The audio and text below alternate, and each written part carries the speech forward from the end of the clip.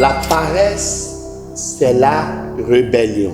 Je suis Firmin Mangosé, je suis conseiller matrimonial, je suis thérapeute en relation d'aide et en orientation socio-professionnelle, je suis pasteur. Aujourd'hui, je voudrais parler sur le thème « La paresse, c'est la rébellion ». Prions. Au nom de Jésus-Christ de Nazareth, Seigneur Dieu, nous te disons merci pour le moment que tu nous donnes pour enseigner ce peuple.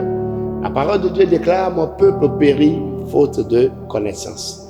Nous voulons, à travers cet enseignement, recevoir de la connaissance afin de réussir dans notre parcours sur la terre.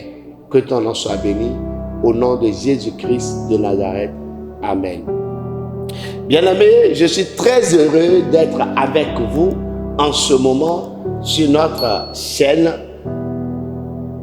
pour partager, pour édifier, pour sensibiliser, pour réveiller quelqu'un à se mettre au pas. D'autant plus que la vie est une course à la montre, mais bien sûr dans la sagesse, dans la connaissance, en évitant certaines choses pour pouvoir atteindre l'objectif sur la terre. C'est pourquoi je voudrais nous parler sur ce thème intitulé « La paresse, c'est la rébellion ». Le Seigneur créateur de l'homme a ordonné ceci dans le livre de Genèse chapitre 1 au verset 28. Que l'homme soit fécond, se multiplie, remplit la terre et l'assujettit, et qu'il domine sur les poissons de la mer, sur les oiseaux du ciel et sur tout animal qui se meut sur la terre. Lorsque nous regardons cette partie de la Bible, nous avons constaté ou nous remarquons ce que Dieu a ordonné pour l'homme sur la terre. Le devoir assigné pour l'homme a été clairement présenté. Et nous pouvons retenir 5 points ou ressortir 5 mots essentiels dans cette partie. Être fécond, se multiplier, remplir la terre, assujettir la terre, dominer. Donc nous avons 5 missions principales. 4 primordiales qui donnent accès à la 5e mission qui est la mission de dominer. Donc le Seigneur s'attend à ce que tous ceux qui sont les siens soient féconds dans tout ce qu'ils font, dans tout ce qu'ils sont. Qu'ils soient féconds dans tout ce qu'ils sont et dans tout ce qu'ils font. Écoutez, l'ordre a été clair et nous ne pouvons pas être féconds en croisant les bras. Nous ne pouvons pas être féconds en ne posant pas des actes. Nous ne pouvons pas être féconds sans le travail. Et je voudrais non seulement parler à tout le monde, mais plus précisément à la jeunesse. Puisque c'est une couche que j'aime beaucoup, c'est une couche avec qui je veux travailler, je travaille, je veux encore travailler. C'est une couche où j'ai envie de consacrer toute ma vie pour elle, sachant bien que si la jeunesse réussit, la nation va réussir. Si la jeunesse réussit, l'église va réussir. Si la jeunesse réussit, la famille va réussir. Si la jeunesse réussit, la société va réussir. C'est pourquoi je veux m'appesantir plus sur la jeunesse. Avant d'être fécond, il faut un travail. Même si je reviens dans la biologie, où on parle de la fécondité, mais il faut un travail d'abord. Avant de se multiplier, il faut un travail. Avant que le maïs mis en terre, ne soit fécond, ne grandit, et qu'on ne commence pas à manger, avant que ça ne se multiplie pas, il faut nécessairement que le cultivateur aille au champ, travailler le champ, labourer la terre, faire des billons, planter le maïs, cultiver, entretenir, suivre et surveiller avant maintenant qu'on ne commence pas à dire le maïs est mûr, on peut faire la récolte, on va commencer par manger. Et avant la multiplication, c'est quelque chose qu'on travaille qui se multiplie. C'est quand ça se multiplie que ça peut remplir la terre. Se multiplier dans tout ce qu'il nous a donné. Et dans tout ce qu'on sera capable d'en créer, de travailler. Remplir la terre de tout ce qu'il nous a donné aussi. Assujettir la terre. Prendre le contrôle de la terre. Domine sur tout ce qui est sur la terre. Adam fut placé dans le jardin pour le cultiver et le garder, selon Genèse 2:15, pour pouvoir être fécond, pour pouvoir faire tout ce que nous venons de citer. Adam fut placé dans le jardin pour faire ce travail-là. L'homme devait travailler dur. L'homme devait travailler dur, je dis bien dur. Sans travail dur, il est impossible d'obéir à ce commandement de Dieu.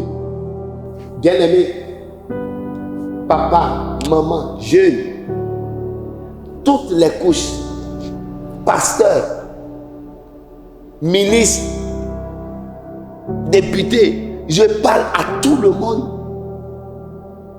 Il faut du travail, dur même, et non de la paresse. Chacun dans le domaine dans lequel il se retrouve a intérêt à se donner à ce domaine, à travailler efficacement pour pouvoir obtenir le résultat. Sans le travail dur, il n'y a pas le résultat. Il est impossible d'obéir ou de désobéir au commandement de Dieu et de recevoir la bénédiction de Dieu. À moins de travailler dur, il est impossible d'accomplir ce commandement de Dieu. La personne paresseuse ne peut pas être pleinement féconde, se multiplier pleinement, remplir pleinement la terre, assujettir pleinement la terre et dominer pleinement sur la terre. Le paresseux ne peut pas atteindre ses objectifs, ne peut pas accomplir ces commandements que Dieu a mis à notre disposition. D'où nous sommes appelés à travailler. Dieu a mis à la disposition de chacun de ses enfants tout ce qui lui est nécessaire pour se développer pleinement, avoir le plein contrôle sur lui-même et accomplir la tâche assignée par Dieu d'être fécond, de se multiplier, de remplir la terre, de l'assujettir et de la dominer. Alors, si nous sommes paresseux, nous sommes alors rebelles. Ça veut dire que nous faisons le contraire de l'ordonnance de Dieu. Nous faisons le contraire de ce que Dieu nous a recommandé. La mission que le Seigneur nous a confiée n'est autre chose que de travailler pour pouvoir régner sur la terre. Et je voudrais te demander en ce moment, toi qui as la grâce de me suivre, regarde bien l'évolution du monde aujourd'hui. Qu'est-ce qui est différent de ce que Dieu a ordonné dans ce jardin? Il y a des constructions, il y a des meubles, il y a des chaises, il y a des murs qui s'élèvent, il y a ceci, il y a cela. Ce n'est que le travail de la main de l'homme. Quelqu'un a appris la menuiserie et sait comment fabriquer les meubles. Quelqu'un a fait la maçonnerie et sait comment ériger les murs. Quelqu'un a appris l'audiovisuel, les techniques et sait comment prendre l'image et sait comment travailler l'image et sait comment accompagner pour que celui qui parle soit vu. Je suis en train de parler ici, c'est aussi un travail. Enseigner, c'est un travail. Et quelqu'un qui est au-delà de là où je suis va m'écouter, va m'entendre. C'est quelqu'un qui a appris à faire ce montage. Donc dans tout domaine de la vie, il y a un travail à faire. Et le fait bien pour obtenir le résultat. Donc Dieu a juste initié l'homme et lui a dit continue le reste jusqu'à l'extrémité de la terre. Donc ne pas le faire, c'est rentrer dans la rébellion. Tout croyant qui n'est pas en train de devenir ce que Dieu voulait qu'il soit dans les aspects ci-dessus a choisi de ne pas l'être. Il a choisi de ne pas investir tout ce qu'il est et tout ce qu'il a, travaillant avec toute notre énergie que Dieu nous a donnée pour obtenir ce commandement de Dieu. Alors, si tu ne fais pas ce que Dieu a recommandé, tu es élève, tu n'apprends pas, tu es étudiant, tu n'étudies pas, tu es apprenti, tu ne vas pas à l'apprentissage comme il le faut, tu es pasteur, tu ne peux pas jeûner, prier, lire la Bible, méditer la parole de Dieu, faire des recherches, apprendre encore. Tu ne veux pas apprendre les nouvelles technologies, tu ne veux pas augmenter la connaissance, tu vas mourir. Tu ne seras plus compétitif. Dans tout ce que tu fais, tu es appelé à se mettre au pas. Ceux qui n'obéissent pas à Dieu ou qui ne lui obéissent pas sont alors des paresseux. Ils sont des désobéissants. Ils sont dans la rébellion. Et tout paresseux désobéissent au premier commandement que Dieu a ordonné. La paresse, c'est la désobéissance au commandement de Dieu. Et l'obéissance vaut mieux que le sacrifice. Si tu es là à crier Dieu, oh Dieu, oh Dieu, oh Dieu, du matin au soir, et que tu n'obéisses pas à ce commandement, tu n'auras rien. Donc, toute personne paresseuse vit dans la rébellion. Et je voudrais en ce moment t'inviter à commencer par parler. Seigneur, que tout esprit de paresse en moi disparaisse.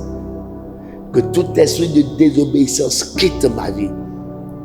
Accorde-moi, Seigneur, l'obéissance et l'amour du travail pour que je puisse réussir, dominer, pour que je puisse être multiplié et multiplié encore, pour que je puisse assujettir tout ce qui est sur la terre, pour que je sois moi-même une personne mise à part pour la gloire de Dieu.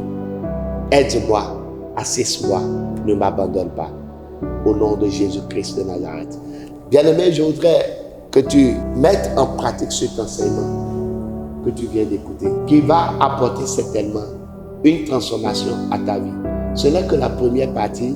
Abonne-toi à la chaîne pour suivre les autres parties et d'autres programmes également qui vont faire transformer ta vie et apporter une vie exceptionnelle au-delà de ce que tu vivais, et que la main de Dieu soit sur toi.